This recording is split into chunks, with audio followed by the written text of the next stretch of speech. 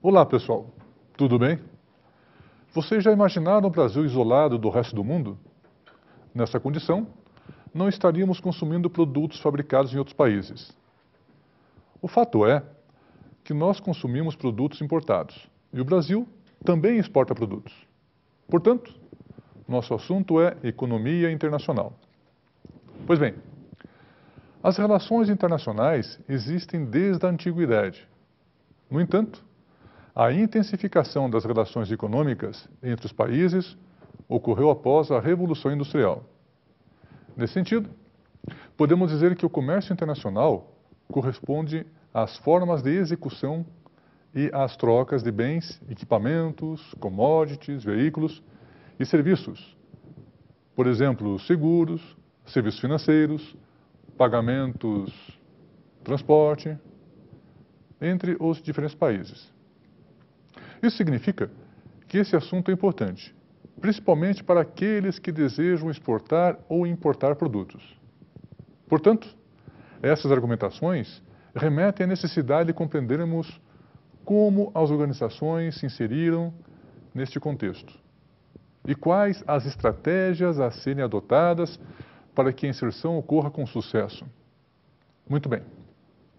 De forma simplificada, o ambiente macro onde ocorrem as interações no mercado internacional podem ser representados da seguinte forma: conjuntura econômica nacional e conjuntura econômica internacional devem ser observadas em suas dimensões de produção, consumo e processos de viabilização de comercialização. Políticas econômicas são normatizadas por um conjunto de diplomas legais e executadas de acordo com as necessidades de cada nação. Ambiente de negócios: entendimento sobre as regras de negociação e principais teorias relacionadas ao comércio internacional. Perceber a importância de conhecer ferramentas para entender as relações econômicas internacionais? Vamos lá então.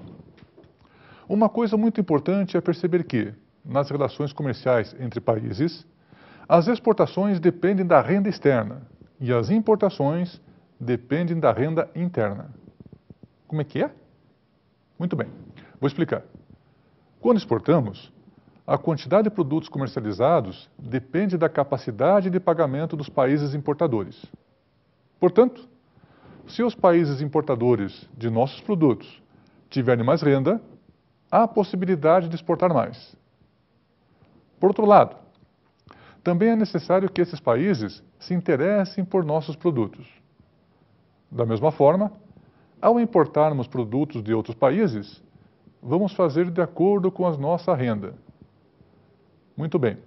Isso significa que, para a gente importar um produto, nós precisamos nos interessar pelos produtos fabricados em outros países. E, claro, termos renda para poder comprar. Tá certo? Muito bem. Vamos ver isso de outra forma, então. X, exportação. M, importação. Y asterisco, renda externa. Y, renda interna. A exportação é feita para países que possuem renda e se interessem por nossos produtos. Da mesma forma, a importação é realizada de acordo com a renda interna. Muito bem. Imagine uma coisa. Se a nossa renda aumenta, importamos mais. Correto? Por outro lado, o que acontece se a nossa renda diminuir? É claro, vamos importar menos. Isso porque nós vamos competir, ou melhor, nós vamos gastar nossa renda entre produtos nacionais e importados. Tá certo? Mas muito bem. Mas por que os países realizam essas transações econômicas? Não seria possível produzir internamente tudo o que precisamos?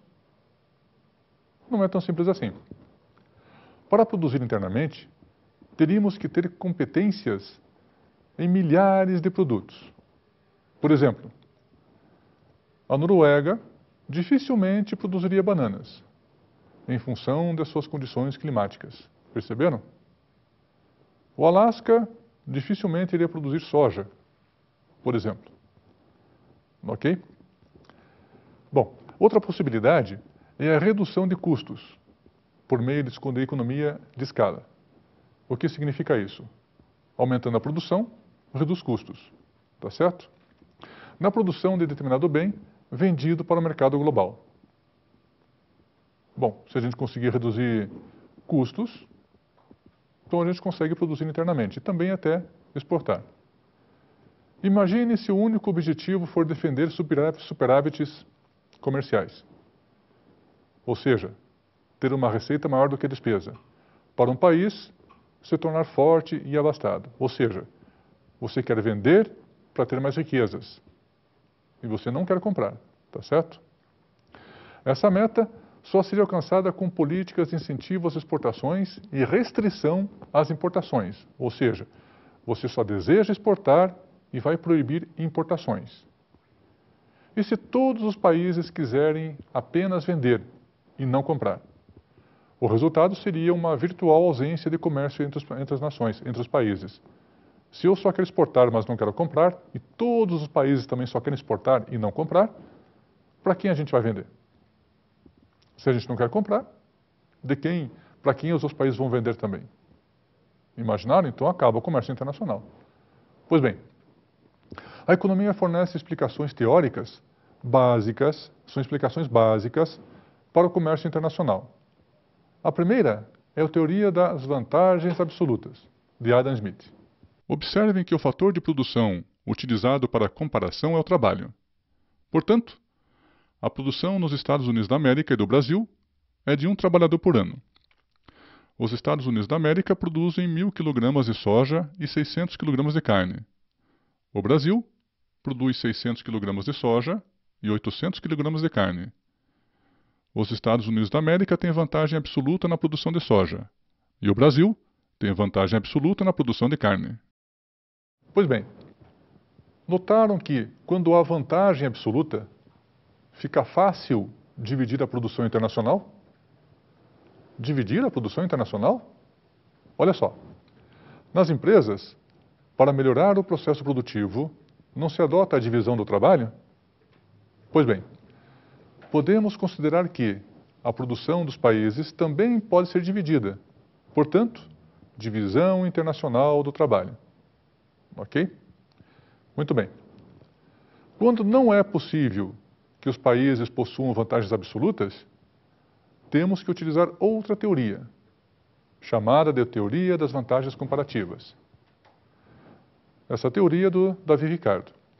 De acordo com essa teoria, cada país deve se especializar na produção dos bens ou serviços em que seja mais eficiente, isto é, que tenha o custo relativamente menor para exportar. Da mesma forma, deve importar bens ou serviços cujos custos sejam relativamente maiores que na produção interna. Olha só. Imagine a seguinte situação. Imagine o Brasil comercializando com outros países. Acontece que os outros países têm vantagem absoluta em relação ao Brasil. O Brasil não tem nenhum produto com competitividade no mercado internacional. Se o objetivo é exportar, se nossos produtos não têm competitividade, ou seja, em relação a vantagens absolutas, os nossos custos são maiores do que os produtos fabricados em outros países, então a gente não vai exportar para ninguém. Correto? Nesse sentido, o Davi Ricardo formulou essa teoria das vantagens comparativas.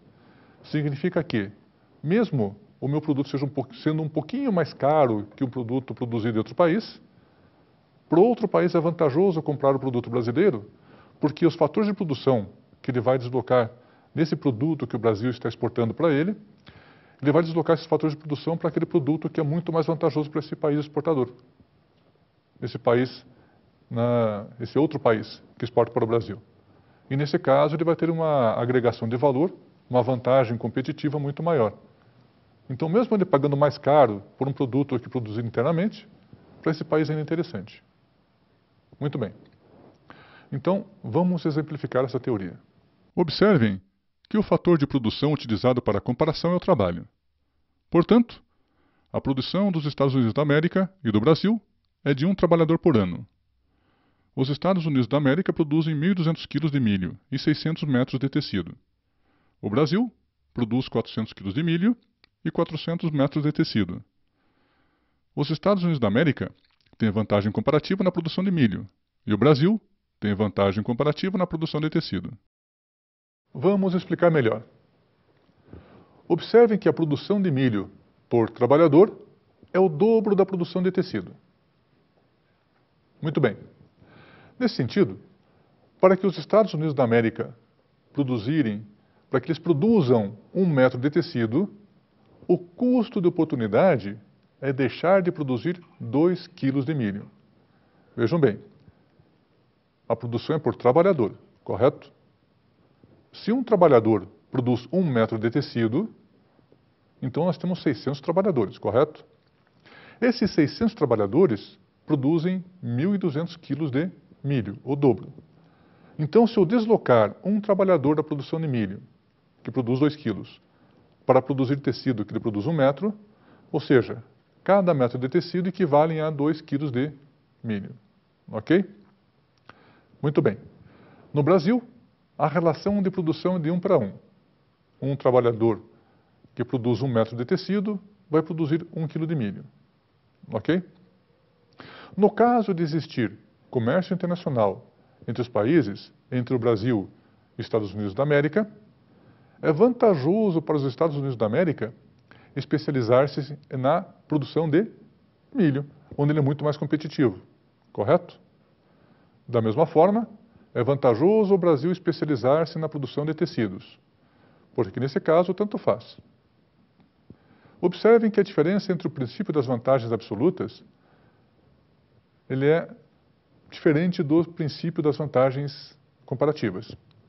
Nas vantagens absolutas, nós não teríamos comércio entre Brasil e Estados Unidos, mas comparativamente, é muito mais vantajoso para os Estados Unidos produzir milho do que produzir tecido. E para o Brasil é muito mais vantajoso produzir tecido do que milho. Ok? Muito bem. Acontece que na atualidade existem outras teorias que vale a pena dar uma olhadinha. Tratam das relações entre empresas transnacionais. Antigamente eram chamadas empresas multinacionais. Esse nome já não é mais adotado. Hoje chamam empresas transnacionais. No padrão de demanda, entre países, também é interessante esse tipo de conceito, em relação ao padrão de demanda, e, por exemplo, ciclo do produto. Então, vamos fazer o seguinte, vamos dar uma olhadinha no que significam esses conceitos, esses novos modelos de comércio internacional. Comércio intraindustrial. Padrão de comércio baseado na existência das chamadas economias de escala. Padrão de demanda. Quanto mais parecida a demanda nos países, mais fácil e maior é o comércio entre eles. Ciclo de produto. Destaca que países desenvolvidos têm vantagens comparativas naquilo em que são pioneiros. Observem que o comércio internacional ocorre segundo padrões econômicos, ou seja, segundo padrões de produção e consumo dos países. O comércio intraindustrial está baseado na existência das economias de escala. Significa que quanto maior a produção, menor o custo unitário, maior a possibilidade de maximizar lucros. Quanto ao padrão de demanda, observe um detalhe. Os hábitos de consumo da população dos diferentes países devem ser parecidos. Desta forma, fica mais fácil e maior é o comércio entre eles. Isso porque tenderão a produzir bens que atendam à demanda interna e externa. Ok? Com relação ao ciclo do produto, os países que de certa forma, conseguirem introduzir inovações em função da qualificação da sua mão de obra, tecnologia, se beneficiam do comércio internacional, colocam valor agregado, ok? Para entender isso, é só imaginar, por exemplo, quanto trigo é preciso para vender, por exemplo, quanto trigo é preciso vender para comprar um tablet. Trigo, matéria-prima, produto básico, né? E tablet, produto com valor agregado. Pois bem, nesta aula vamos ficar por aqui. Bons estudos e até o próximo encontro.